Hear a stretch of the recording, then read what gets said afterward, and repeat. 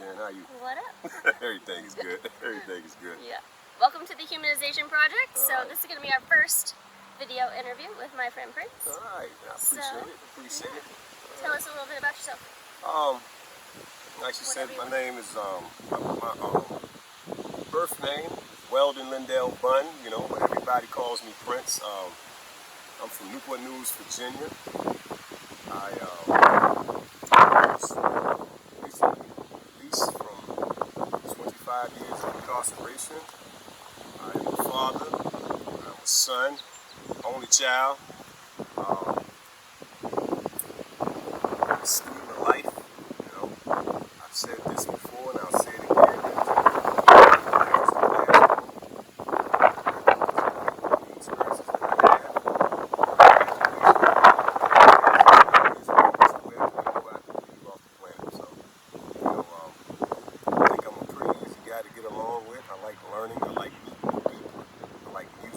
Chess. I like books. Like I just told Jen that I haven't been reading. I love love. You know what I'm saying?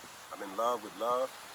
I think sometimes I can be a little arrogant, egotistical, not towards the learning, but sometimes my ego flares up, and I think that's true with all of us. But not to the point where it prevents me from learning the lessons that I need to learn. You know, because a lot of times when people talk to you, they just want to tell you all the good stuff about them.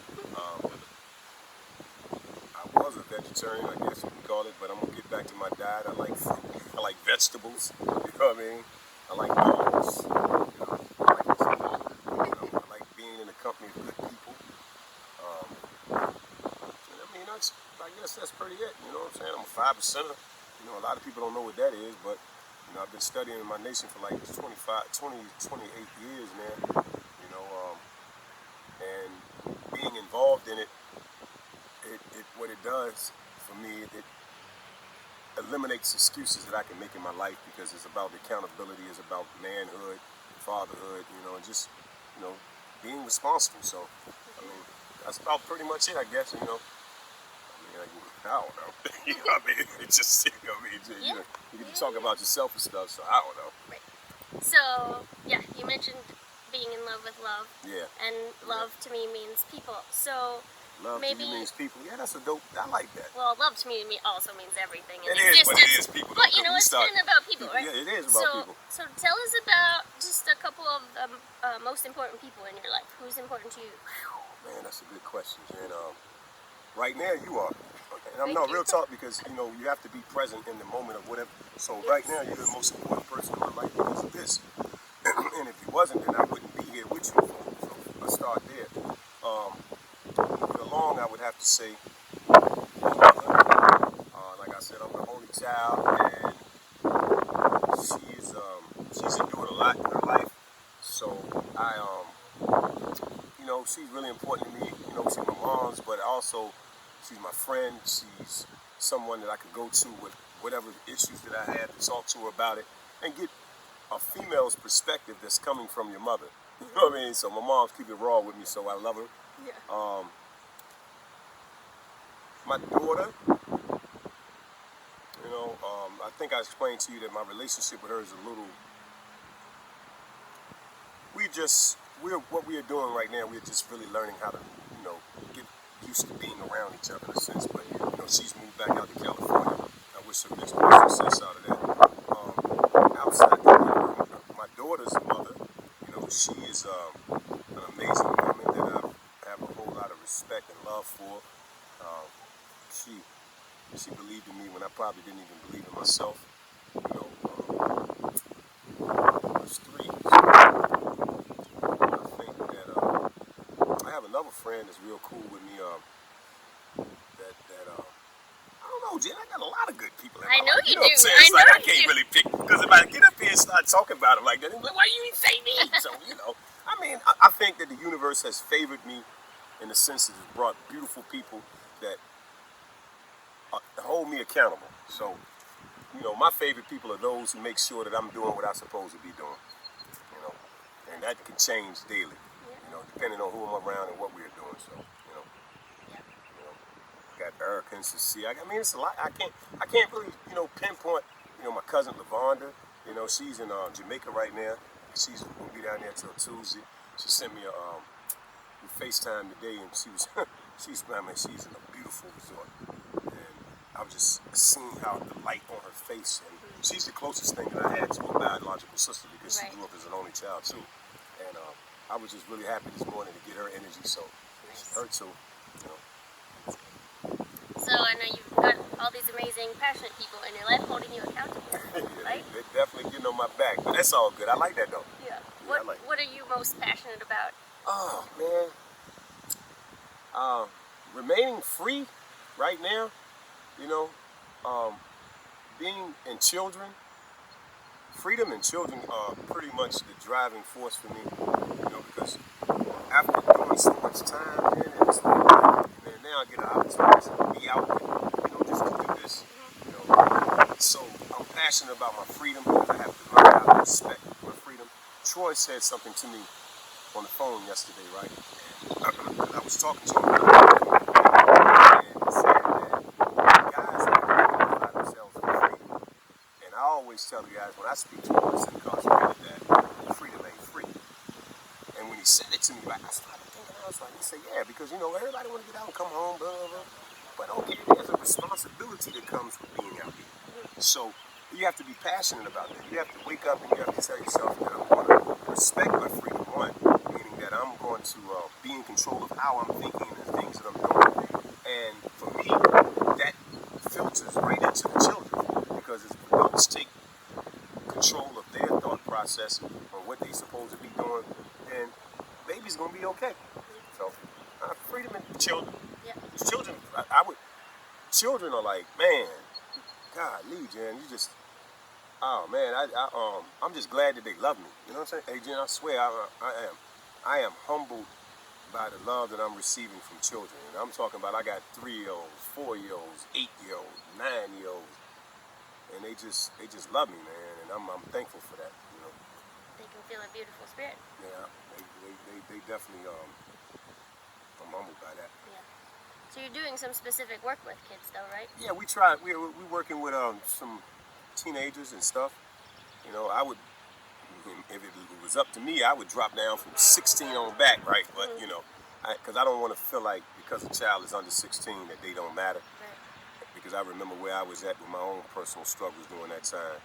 But, yeah, we got a basketball league that basically targets inner city youth from the ages of 17 on up to, you know, I mean, hell, some of the adults, you know, I done seen somebody playing in the league that was 40, so, you know, he played in the game. And the point of emphasis is not so much the basketball, but being able to bring them into the gym and get their attention and have meaningful conversations about stuff that's affecting them on a day-to-day basis. And that can be kind of tricky at times because, you know, this person or this young man over here, his mother's suffering or she's battling drug abuse. This young man or young lady, his dad is, you know, incarcerated. And so it's so many different dynamics. This one is being influenced by gangs. I had one of my, it's funny because one of the guys that, Alex knows him too, this guy named Black, his name is Robert Jennings. But I haven't had any contact with him until today, right? And I'm talking about he was one of them ones that used to get on my nerves every day. So I get a friend request today. Well, he finally accepted that thing. He said, "You've been home all these months and you haven't." I said, "Don't you fuss. I've been working. I've been working." But you know, I think about, you know, him and, you know, his transition and some of the struggles that he had on the inside and out. I don't know if you recall that time when the guy was murdered when they had put us on lock over in 8 building because they had that murder and it was a big thing. They was, yeah, well, this young man wound up getting caught up in that, but he got cleared of it too. But he got caught up in it because he had went to the other side of the building during the time that this thing was happening. And then he had his gang affiliations at the same time. So you know how that looks. But he home, he doing good. Matter of fact, he got a job out in Chester. He said he was on his way to work when I talked to him. So celebrate that. You know, you asked me about what else. You know, the work is to share my personal experiences so others don't have to go through what I went through. You can get 25 years for free of experience without ever having to go inside of a prison wall. You know, I don't like to always have to talk about prison, but in the same token, Jen, this is no lie. I realized that was my life calling in a sense, where I had to go in there to learn about me, to learn about others, to gain some humanity. Right. I went for my last parole interview, right? And the lady asked me a question. She said, Mr. Bunn, she says, how has prison changed you as a person? And when she asked me that question, Jen, I was thinking like, man, about it. Because most of the time, guys waking up mad. But for me, and I meant this when I said it, and I mean it today. I said prison helped me find my humanity, because what happened was that I was exposed to so much brokenness, right? So much despair, so much anger, so much depression, so many mental health issues, and you living with it all day. And your mind is like, man, what can I do to try to help somebody in a situation like this? And this is why I always salute Alex, because he had guys he was helping them obtain GD without actually being in a class, you know, and to be able to pull that off in that environment. Listen, I'm trying to tell you, man, can't anybody do that. You know what I mean? And then to do it in 8 buildings. See, it's one thing to do it in prison, but to be able to do it in 8 buildings, oh man, you got to be a magician. I'm telling you. So, you know, we just working with the people, making sure that that we do our part. You know what I mean? Everybody's walking around fearful and mad and angry, talking about what's wrong with the city, what's wrong with the people. But we got to get out here and get on our grind, and we got to make our life matters, you know, and we got to go into them situations that we may not want to be in to try to help the people that need it, you know. So that's how I am with it, you know. Anything else you want to share? I mean, you know, I don't know. We just kicking it, you know what I'm saying? That's all I know. We just kicking it, you know. So cool. Well, thanks. This is great. That's it? We gotta give it up. Oh, that's it. There she go. Yeah, Jen. That's what's up, man. Yeah, so look, all right, y'all. All right, so we cut it off, and we've cut it back on because we tried to do this once before, and we screwed up the sound. No, we didn't. We just had to figure out where we needed to be at. That's all. We didn't mess up. We needed to be here. Yeah, we needed to be here.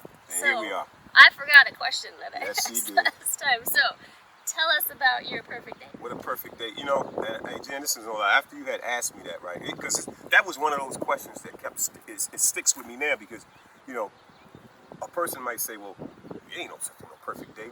And I started my response to that question last time like this, and I said to you that a perfect day would begin by being awakened. You know what I'm saying? You got to start off by just being awakened. And then from there, I think I had told you that I know some breakfast would be on deck. You got to be able to, you know, feed your body. I also spoke about how being in the company of good people and having great conversation would be a part of it. Then I think we would proceed to offer some type of service to somebody that may be in need of something. You know, we worry so much about our own situation, and you know, it's a lot of people in a whole lot worse conditions than us. So I would see service in there. Something that would make us laugh, right? Because we would have to have some laughter. Something that would engage us in learning, right? And then something that would touch our spirit to make us cry. I think to me that would constitute a perfect day, because if you laugh, if you learn, and you cry, then I think you done experience what we're supposed to experience. You know, the crying part it doesn't always have to be because of sadness, but you know, sometimes, you know, just gaining that empathy. A day of empathy would be a perfect day if I had to wrap it up in a bow. So I just wanted to answer that question because I thought it was dope. It makes me think, do you know the word catharsis? No, I know never that heard word? it. How do you, catharsis? No, I never So heard it's a term from, usually used to describe Shakespeare, because in his plays, even though some of them would be comedies or dramas or whatever, he wanted you to feel every emotion, because he felt like then that was good. Sometimes you say something is cathartic, you get to feel the emotions, and I think that, you know, kind of applies to your wanting to feel all the, because that's the human experience, right? Feeling and getting to do all that. That's exactly. Listen, the Humanization project is coming at y'all, and y'all be on point, you know.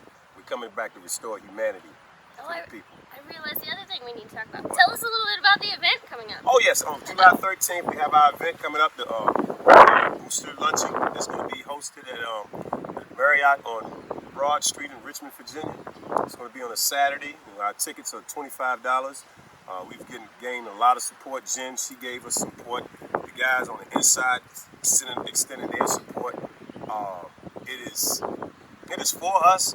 I don't think that right now, well, I can't really say that, but I just want us to galvanize around each other so we can get there and, do something that can have some type of impact. That's what we got to do, man. We got to, so July 13th, that's what it's about. It's about us coming together, loving, learning, and those individuals who are policymakers who may be there, we don't want to go in there and bombard them and make them feel uncomfortable with our questions, but they need to understand that we have people that we care about that are still on the inside, that, you need to do something to try to offer some relief if we talk about criminal justice reform.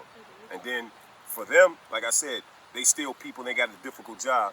But for the other guys that have gotten out and you have forgotten your comrades on the inside, man, let me tell you something, man. If you forget your past, you will repeat it, right? So them dudes you walked that rec yard with, told all those stories to and shared those meals with and introduced them to your family members while you were in the visiting room, man, the bond is for life, bruh. It is for me, so I ain't gonna forget. I'm gonna be there. I ain't gonna be the one to turn my back. I'm gonna accept them 20-minute phone calls, try to send little words of encouragement or check on their family members or their girlfriends or anybody that they care about that I can reach to do my part. And that's what because to me, that's what the bond is about. And that's what the event is about. It's about being real, man. Don't be fraudulent and phony. That's what I'm with. You know what I mean? Jen? Real talk, Yeah. And anybody can come, right? It's open to the general public. Man, listen, it's for the people. It's for a good cause. And I think, it can be quite eye-opening to see how much love and amazingness is going on. And I think that's what's going to come out of the event. And you know what? And I will say this in closing. I've been given the task of setting the whole stage for the event that day. I'm the first speaker. Bro wanted me to do that, and I'm thinking about what that means. So I got that. I'm gonna be humble, but I'm gonna be excited, and I can't wait to see you there. So there you have it. Awesome. Well, thanks. Awesome sauce. I forgot that. Awesome sauce, yeah.